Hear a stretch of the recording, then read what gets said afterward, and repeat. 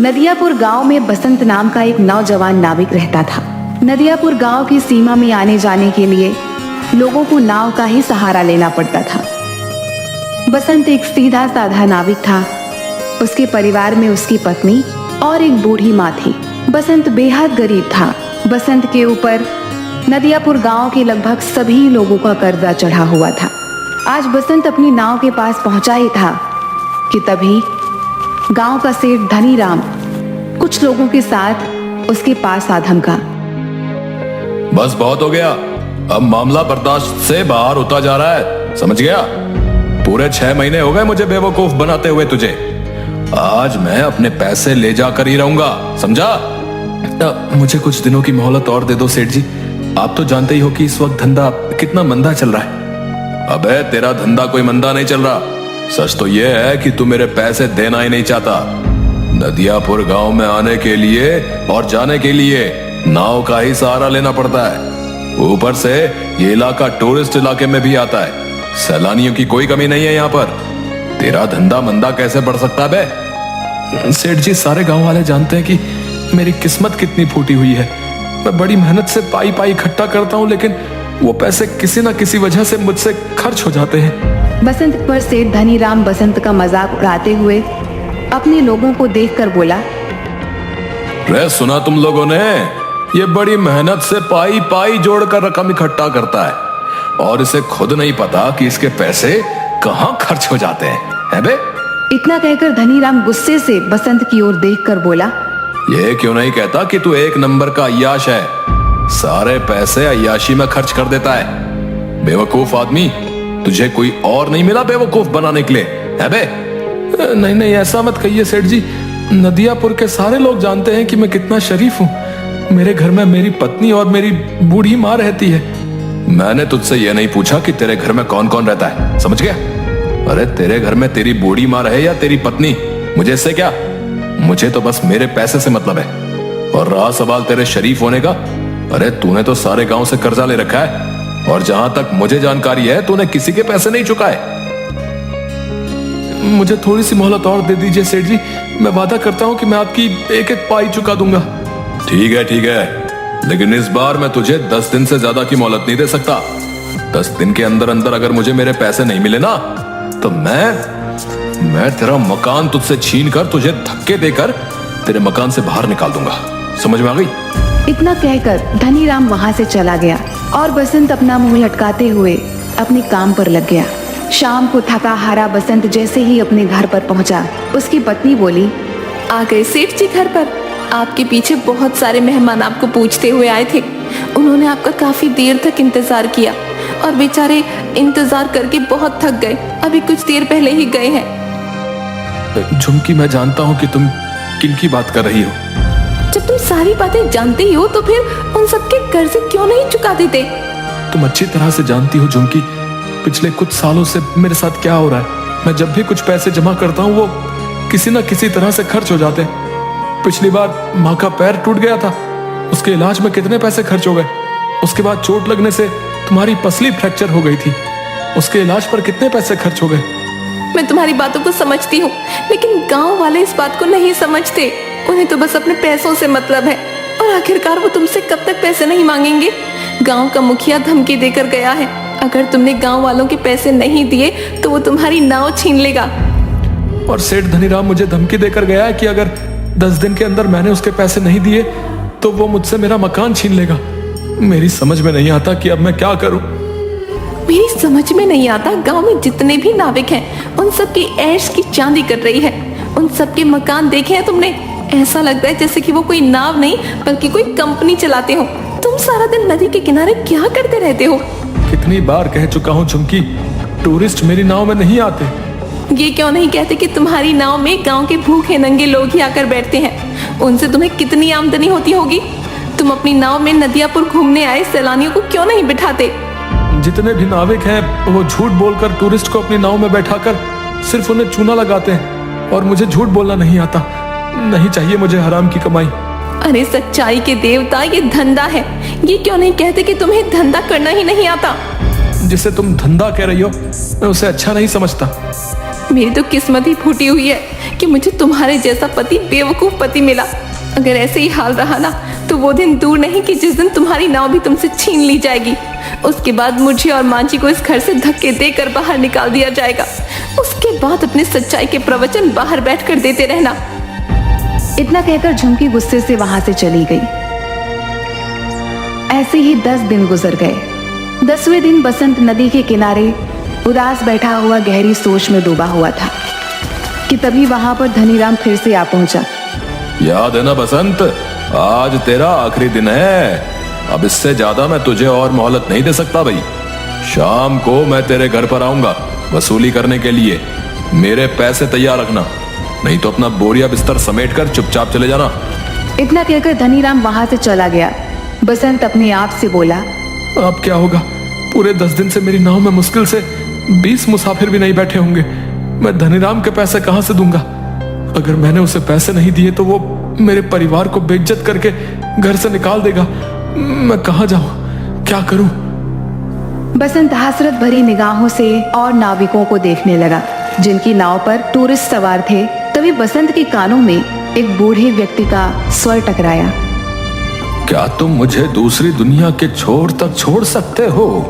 बसंत उस बूढ़े की बात सुनकर हैरत में पड़ गया। लगता है आपका दिमाग खिसका हुआ है बाबा। ये कैसी बातें कर रहे हैं आप? मेरा कहने का मतलब ये है बेटा, तुम मुझे इस नदी के दूसरे किनारे पर छोड़ देना। तो सीधे सीधे ये कहिए ना बाबा कि आपको दूसरी सीमा पर उतरना है। ठीक है बाबा, 200 लगेंगे। मैंने सुना है कि तुम बूढ़े और गरीब यात्रियों से पैसे नहीं लेते। सही सुना है बाबा, लेकिन क्या करूं? लगता है मुझे अपने नियम और कायदे अब बदलने पड़ेंगे। चाहे कितनी भी मुसीबत क्यों ना आ जाए, अपने उसूल इंसान को कभी नहीं बदलने चाहिए। वक्त बदलते हुए देर नहीं लगती। मैं इस वक्त बहुत परेशान हूं बाबा। जाओ जाकर कोई दूसरी नाव पर बैठ जाओ। लेकिन मुझे तो सिर्फ तुम्हारी ही नाव पर बैठना है, पर मेरे पास पैसे नहीं है तुम्हें देने के लिए। अगर तुम मुझे वहां तक छोड़ दोगे तो मैं तुम्हारा एहसानमंद रहूंगा। मेरी पत्नी वहां पर इंतजार कर रही है। बूढ़े की बात सुनकर बसंत को बूढ़े के ऊपर तरस आ गया था। ठीक है बाबा, मैं तुम्हारा दिल नहीं तोड़ूंगा। आइए बैठिए, जहां आपको जाना है मैं आपको वहां छोड़ दूंगा, ठीक है? बसंत की बात सुनकर वह बूढ़ा रहस्यमयी अंदाज में मुस्कुराते हुए बसंत की नाव में बैठ गया। बसंत की नाव नदी के बीच में पहुंची ही थी कि तभी वो बूढ़ा बसंत से बोला, बस मुझे यहीं तक छोड़ दो। बाबा पागल हो गए हो क्या? यहाँ पर तो सिवाय पानी के अलावा कुछ भी नहीं है। जो मुझे नजर आ रहा है वो तुम्हें नजर नहीं आएगा बेटा। तुम नाव यहीं रोक दो, मैं यहीं उतर जाऊंगा। बाबा तुम डूब जाओगे, पानी बहुत गहरा है। मगर बूढ़े ने बसंत की बात नहीं सुनी और नदी में कूद गया। यह देखकर बसंत बुरी तरीके से घबरा गया और बड़बड़ाता हुआ बोला, अरे कहाँ फंस गया मैं? अगर ये बूढ़ा मर गया तो इसकी मौत का इल्जाम भी मेरे ऊपर लगेगा। सभी लोगों ने इस बूढ़े को मेरी नाव में सवार होते हुए देखा है। अब क्या करूं? लगता है मुझे भी नदी में कूदना ही पड़ेगा। इतना कहकर बसंत ने नदी में छलांग लगा दी। मगर उसने जैसे ही नदी में छलांग लगाई, उसने अपने आप को एक बेहद सुंदर जंगल के बीच बहुत छोटे से तालाब में खड़ा हुआ पाया। बसंत तुरंत उस तालाब से निकलकर उस जंगल की ओर देखने लगा। तभी उसके कानों में एक भारी आवाज टकराई। बेटा मेरी शाख थोड़ी सी झुक रही है, इसे थोड़ा सा सीधा कर दो, मुझे दर्द हो रहा है। बसंत ने देखा कि वो जिस पेड़ के नीचे खड़ा था, बसंत से वही पेड़ बोला था। बसंत डर गया। डरो मत, अगर तुम मेरा ये काम करोगे तो मैं तुम्हें आगे का रास्ता बता दूंगा। बसंत ने डरते डरते उस पेड़ की शाख ऊंची कर दी। तभी अचानक बसंत के सामने एक बेहद सुंदर सोने की सड़क बन गई। घबराओ मत, तुमने मेरी मदद की है, इस वजह से ही तुम्हारे लिए ये सोने की सड़क मैंने बना दी है। तुम यहाँ से सीधे राजमहल तक पहुंच जाओगे। लेकिन ये कौन सी जगह भाई? कुछ देर बाद तुम्हें पता लग जाएगा। तुम जिस रास्ते से यहाँ पर आए हो वो रास्ता सिर्फ शाही लोगों के लिए खुलता है। तुम जरूर कोई खास हो। कुछ दूर चलकर बसंत की नजर एक पेड़ पर गई जहां पर लाल लाल सेब लटक रहे थे। अचानक एक सेब बसंत की ओर देखकर बोला, देख क्या रहे हो? अगर तुम्हें भूख लगी है तो मुझे खा लो। अरे वाह, ये मैं कहाँ आ गया? वो बूढ़ा जरूर कोई मायावी व्यक्ति था। नहीं नहीं, मैं जहाँ पर रहता हूँ वहाँ पर बोलने वाले फल नहीं होते। अगर वो बोलते तो हम बिल्कुल नहीं खाते। तुम वाकई बहुत दयालु लगते हो। तुम्हारा इस जादुई नगरी में स्वागत है। इस सोने की सड़क पर सीधे चले जाओ, कुछ ही देर में तुम महल तक पहुंच जाओगे।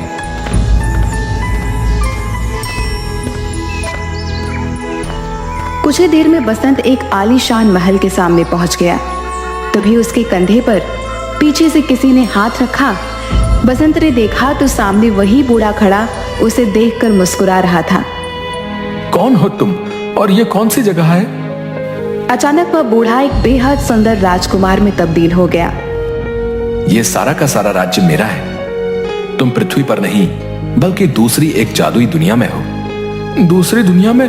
मैं कुछ समझा नहीं। दरअसल नदियापुर गांव की नदी के बीच एक दूसरी जादुई दुनिया का द्वार खुलता है। ये एक जादू की दुनिया है। तुम्हारा महल तो बिल्कुल सोने का मालूम होता है। यहाँ के दरवाजे, यहाँ तक कि सैनिक भी सोने के ही मालूम होते हैं। सोने के मालूम नहीं होते, ये सोने के ही हैं। मैं तुम्हें बहुत दिनों से नाव में बैठा हुआ उदास देख रहा था।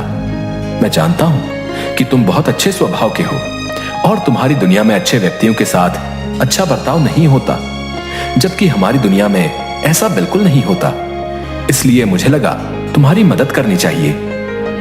इतना कहकर वो राजकुमार बसंत को महल के अंदर की ओर ले गया, जहां पर सोने के सिक्कों के ढेर लगे हुए थे।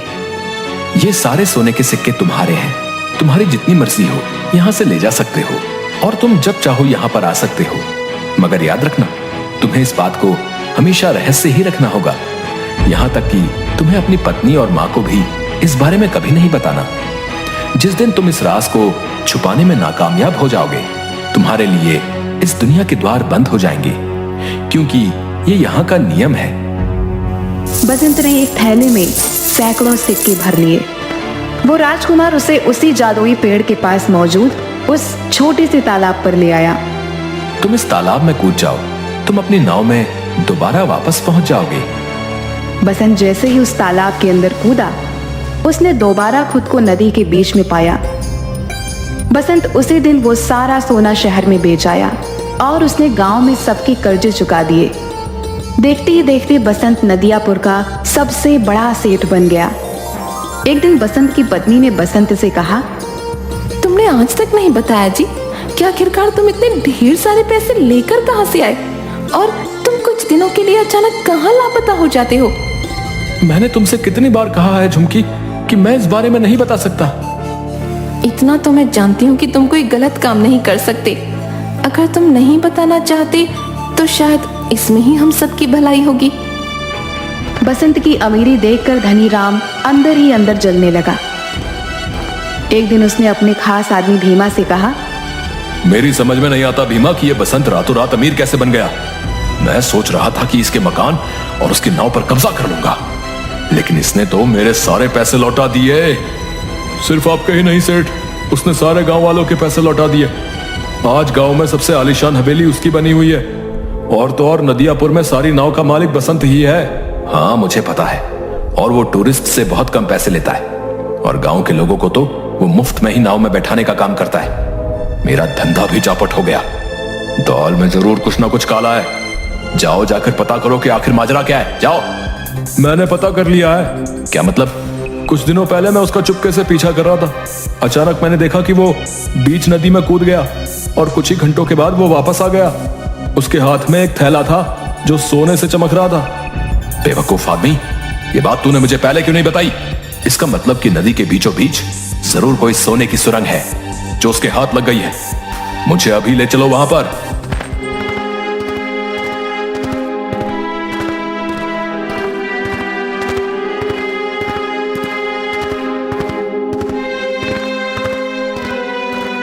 कुछ ही देर में सिर्फ धनी राम और भीमा नदी के बीच पहुंच गए। क्या तुम्हें यकीन है भीमा की बसंत यहीं कूदा था? जी, मैंने उसे ठीक इसी जगह छलांग लगाते हुए देखा था। तो फिर देर किस बात की है भीमा? चलो अब हम दोनों साथ साथ कूदकर उस सोने की सुरंग में पहुंच जाते हैं और सारा का सारा सोना आज ही निकाल लेते हैं। आपने तो मेरे मुंह की बात छीन ली। इतना कहकर वह दोनों नदी में कूद गए। अचानक बहुत तेज एक पानी की लहर आई। भीमा और धनीराम डूबकर मर गए। बसंत ने आज तक उस रहस्यमयी कहानी के बारे में किसी को नहीं बताया था।